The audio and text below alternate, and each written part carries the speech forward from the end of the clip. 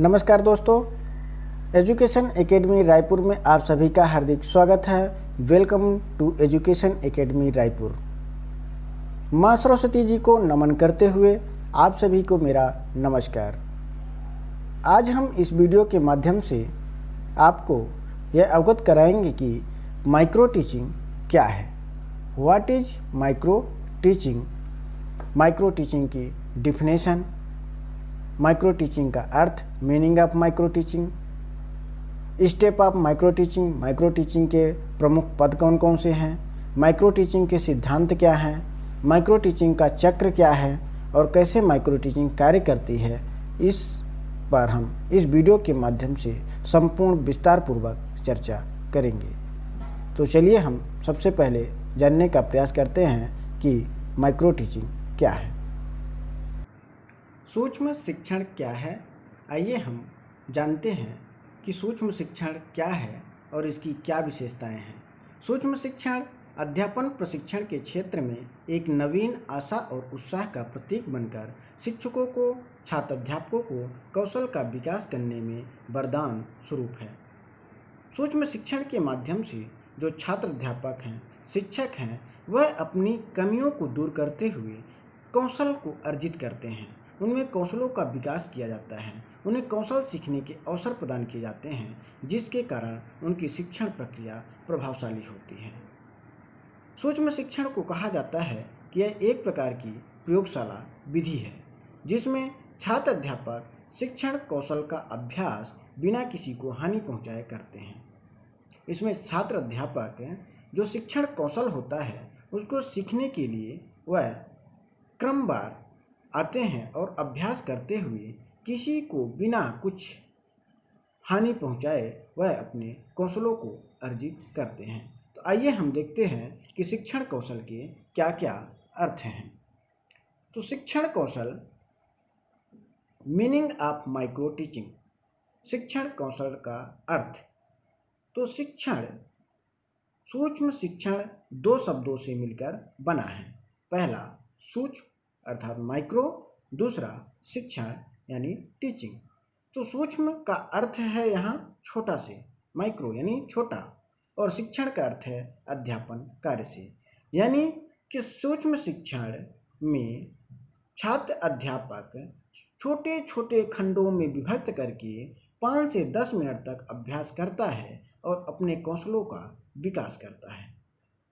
इसमें छात्रों की संख्या सीमित होती है, जिसके कारण छात्र अध्यापक को कई अवसर प्रदान किए जाते हैं, जिससे वह अपनी कमियों को दूर करते हुए अपने कौशल का विकास करता है, कौशल में निपुणता आती है।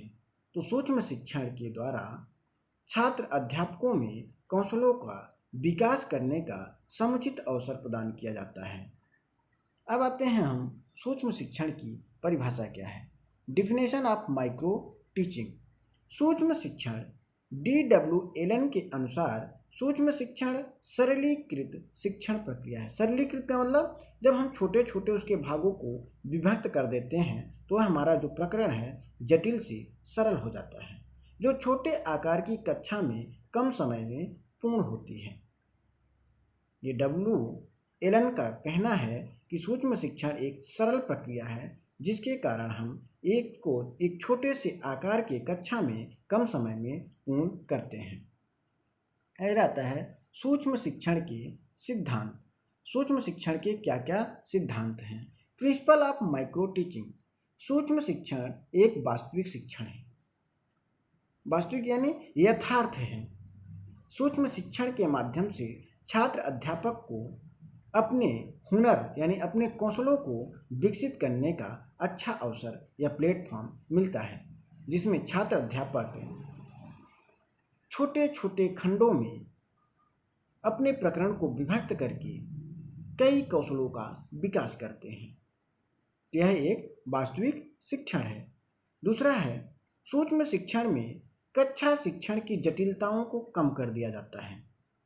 कक्षा शिक्षण की जटिलताओं को कम कैसे किया जाता है कि अगर हम एक समुचित कक्षा को देखते हैं तो वहाँ की स्ट्रेंथ 30 से 40 बच्चों की होती है, जो कि स्ट्रेंथ बड़ा होता है। लेकिन सूक्ष्म शिक्षण में हम छोटे छोटे ग्रुपों में विभक्त कर देते हैं। अब जब छोटे छोटे ग्रुप बढ़ जाते हैं और जो शिक्षण की अवधि है वह भी कम कर दी जाती है, जिसके कारण जो शिक्षण की जटिलताएं हैं वह अपने आप कम हो जाती है और शिक्षण प्रक्रिया सरल हो जाता है। एक समय में किसी भी एक कार्य एवं कौशल के प्रशिक्षण पर जोर दिया जाता है। ठीक है, जैसे कि सूक्ष्म शिक्षण के कई कौशल होते हैं, जैसे श्यामपट्ट कौशल, प्रस्तावना कौशल, दृष्टांत कौशल।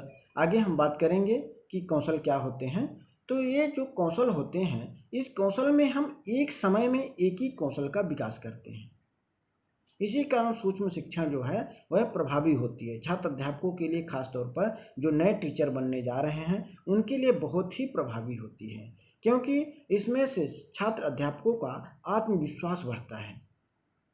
जब उनका आत्मविश्वास बढ़ता है, उनके डर दूर होते हैं, भ्रम की स्थिति समाप्त हो जाती है, कौशलों का विकास हो जाता है, तो वह कक्ष में अच्छी तरह से शिक्षण प्रक्रिया संपन्न करते हैं और अपने लक्ष्य एवं उद्देश्य को प्राप्त करते हैं। तो किसी समय में किसी भी कार्य एवं कौशल के प्रशिक्षण पर जोर दिया जाता है, यानी एक टाइम में सिर्फ आप एक ही कौशल का विकास करते हैं। यानी यदि आज मान लीजिए आपका प्रकरण श्यामपट्ट कौशल है, तो आज आपको श्यामपट्ट कौशल से संबंधित ही सारे कंपोनेंट या घटक बताए जाएंगे कि आपके अंदर जो है श्यामपट्ट कौशल का विकास कैसे किया जा सके, आप श्यामपट्ट पर कैसे अपनी लिखावट को अच्छे कर सकें। श्यामपट्ट कौशल में कौन कौन सी ऐसी क्वालिटी होनी चाहिए एक शिक्षक के अंदर जिससे उसका श्यामपट्ट कौशल में निपुणता आ जाए। तीसरा नंबर है अभ्यास क्रम की प्रक्रिया पर अधिक नियंत्रण रखा जाता है। ठीक है, जो सूक्ष्म शिक्षण होता है इसमें अभ्यास पर अत्यधिक जोर दिया जाता है। कहा जाता है ना कि अब करत करत अभ्यास के जड़ मत होत सुजान, रसरी आवत जाते हैं सिल पर होत निशान। यानी यदि आप अभ्यास करते जाएंगे तो आप में ऑटोमेटिक कौशल हुनर का विकसित होना तय है। 100% गारंटी है, यदि आप अभ्यास करते रहें तो आप में कौशल का विकास होना तय है। इसलिए अभ्यास प्रक्रिया पर अधिक जोर देता है। परिणाम संबंधी साधारण ज्ञान एवं प्रतिपुष्टि के प्रभाव की परिधि विकसित होती है। ठीक है, परिणाम संबंधी, जब कोई टीचर या छात्र अध्यापक या शिक्षक अपने कौशलों को विकास करने के लिए वह अध्यापन का कार्य करता है, तो जो उसके सहपाठी बैठे छात्र अध्यापक होते हैं उन्हें प्रतिपुष्टि प्रदान करते हैं। यदि जैसे वह अध्यापन कार्य कर रहे हैं, यदि मान लीजिए श्यामपट्ट कौशल का उन्होंने अध्यापन कार्य किया छात्र अध्यापक के द्वारा, तो जो अन्य बैठे छात्र होते हैं, छात्र अध्यापक होते हैं, वह उन्हें एक फीडबैक देते हैं कि उनके द्वारा किया गया कार्य में क्या क्या अच्छाइयाँ थी और क्या क्या कमियाँ थी। तो उन्हें अपनी कमियों को जानने का और अच्छाइयों को जानने का अवसर भी शिक्षण कौशल द्वारा, सूक्ष्म शिक्षण द्वारा प्राप्त होता है। नेक्स्ट है सूक्ष्म शिक्षण का चक्र। ये बहुत ही इम्पोर्टेंट है कि एक सूक्ष्म शिक्षण माइक्रो टीचिंग साइकिल कैसे कार्य करती है। यदि आप एक माइक्रो टीचिंग बना रहे हैं तो माइक्रो टीचिंग को प्रेजेंट करने से लेकर बनाने तक की कैसी एक प्रक्रिया होती है, एक चक्र के माध्यम से समझते हैं। सबसे पहले आप देख रहे हैं कि इसमें क्या दिया हुआ है, लेसन प्लान। लेसन प्लान में क्या होता है कि सबसे पहले आप एक पाठ्य योजना बनाते हैं।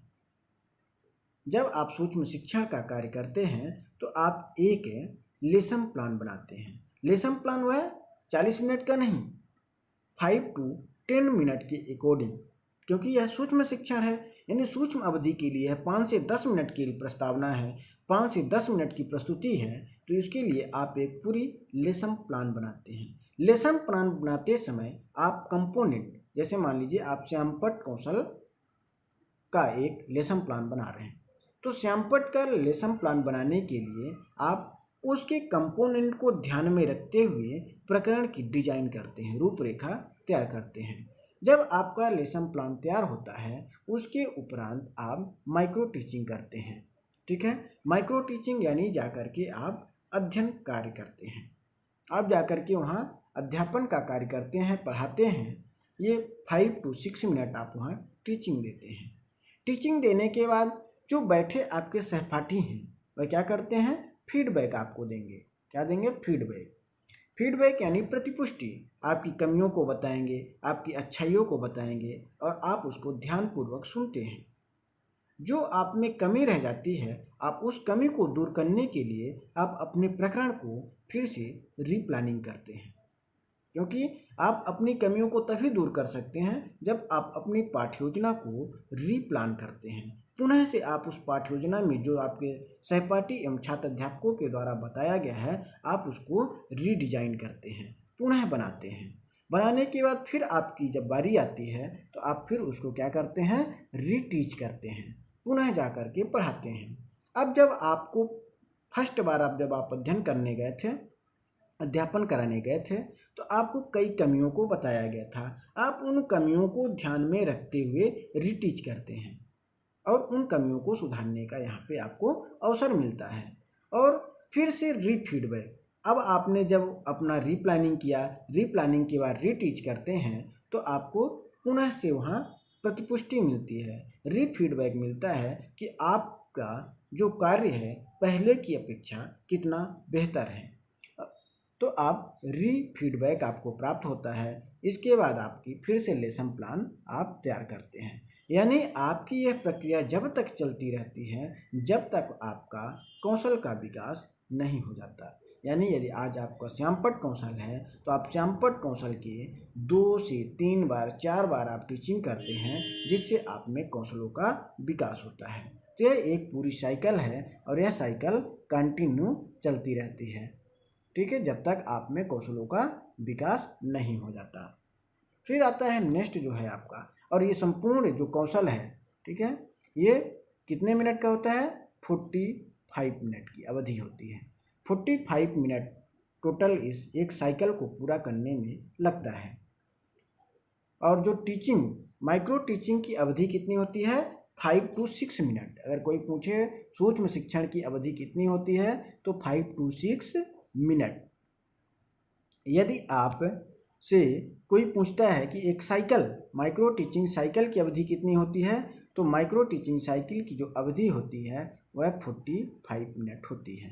45 मिनट कैसे, ठीक है, तो यहाँ पे आप लेसन प्लान करते हैं, ठीक है, तो ये कितने का होता है, 10 मिनट का। इसके बाद माइक्रो टीचिंग 5 मिनट, ठीक है। इसके बाद आपको फीडबैक, फिर से आपके पास 5 मिनट। इसके बाद आप रीप्लान करते हैं 10 मिनट, ठीक है। इसके बाद आप रीटीच करते हैं, फिर से आपके पास 5 मिनट। और इसके बाद आपके पास फिर से आपको रीफीडबैक मिलता है, तो ये आपका फिर से आपको यहाँ पे 10 मिनट का अवसर प्रदान किया जाता है। यानी जो पूरी एक साइकिल होती है वह 45 मिनट की होती है। फिर आता है नेक्स्ट जो आपका क्या बोलते हैं, माइक्रो टीचिंग के लाभ। सूक्ष्म शिक्षण से छात्र अध्यापक को क्या क्या लाभ प्राप्त होते हैं। Advantage of micro teaching. Micro teaching से शिक्षण प्रक्रिया सरल एवं प्रभावी होती है, ठीक है। माइक्रो टीचिंग के द्वारा जो शिक्षण प्रक्रिया होती है वह क्या होती है, सरल एवं प्रभावी होती है। छात्र अध्यापक अपनी योग्यता अनुसार, ठीक है, छात्र अध्यापक अपनी योग्यता अनुसार शिक्षण कौशलों पर अपना ध्यान केंद्रित करते हुए उन्हें विकसित करते हैं। मतलब इसमें कोई इतनी जल्दबाजी नहीं होती कि आपको कौशल आज ही सीखना है। यदि आप में आज कौशल का विकसित नहीं हो पाया तो आप नेक्स्ट डे आते हैं, उसकी प्रैक्टिस करते हैं। जब तक आप में कौशल का विकास नहीं हो जाता तब तक आपको अवसर मिलते रहते हैं। तो यानी छात्र अध्यापक अपनी योग्यता के अनुसार कौशलों का विकास करता है।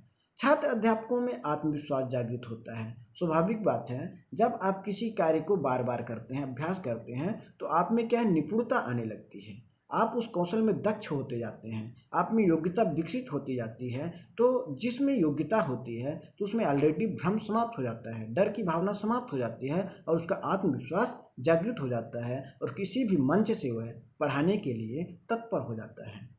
छात्र अध्यापकों की कमियों को दूर किया जाता है। तो माइक्रो टीचिंग द्वारा जो है, अभी आपका जो देखे आप एक साइकिल में क्या था, फीडबैक।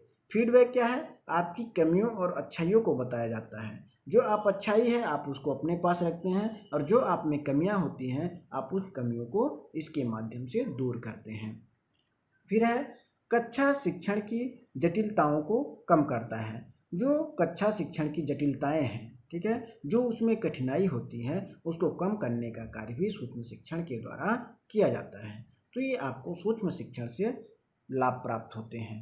इसके बाद हम पूरा निष्कर्ष कंक्लूजन देखें कि सूक्ष्म शिक्षण से यह निष्कर्ष निकलता है कि सूक्ष्म अध्ययन शिक्षक प्रशिक्षण महाविद्यालयों में छात्र अध्यापकों को प्रशिक्षण प्रदान करने के लिए यह सबल साधन है जिसका उपयोग अच्छे शिक्षक तैयार करने के लिए किया जाता है।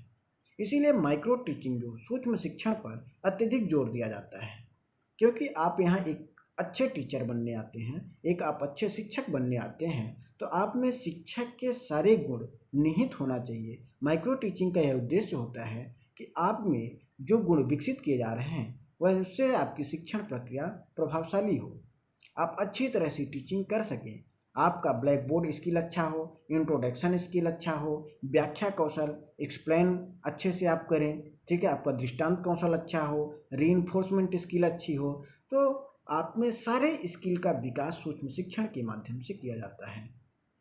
तो आज हमने इस वीडियो के माध्यम से यह देखा कि सूक्ष्म शिक्षण कौशल, सूक्ष्म शिक्षण क्या है, सूक्ष्म शिक्षण की विशेषताएं क्या हैं, सूक्ष्म शिक्षण का चक्र क्या है, सूक्ष्म शिक्षण से क्या लाभ प्राप्त होते हैं और इसका निष्कर्ष क्या है। हम अब नेक्स्ट वीडियो में देखेंगे कि सूक्ष्म शिक्षण कौशल क्या है, कौशल का विकास कैसे किया जाता है और कौशल के प्रकार क्या हैं और कौशल के प्रकार के कौन कौन से कौशल एक शिक्षक में होना चाहिए, इन सभी को हम नेक्स्ट वीडियो में देखेंगे।